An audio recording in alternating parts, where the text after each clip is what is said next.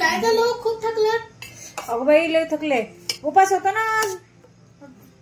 काय सांगू तुला आता, एवढा उपासाचं किती थकले मी. काही खाल्लं नाही तुम्ही?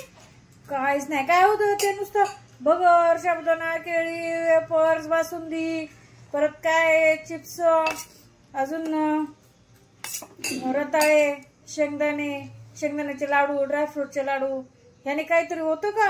बापरे. मग हे थोडं खाऊन जमतं का? त्याच्यामुळे मला एवढा अशक्तपणा आला, आज लय अशक्तपणा आला रे बाबा. देऊ का शाबू अजून थोडा? दे बरं असेल तर.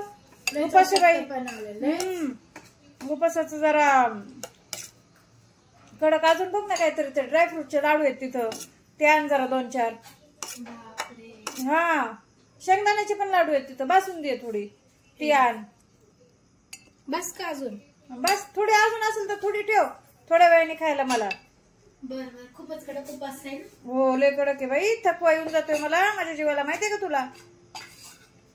खावा खावा. हो हो. काही राहिलं तर ते थोड्या वेळाने ठेव, मी परत खाईल थोड्या वेळाने. 1-5-10 मिनिटांनी मला आठवण कर. बर.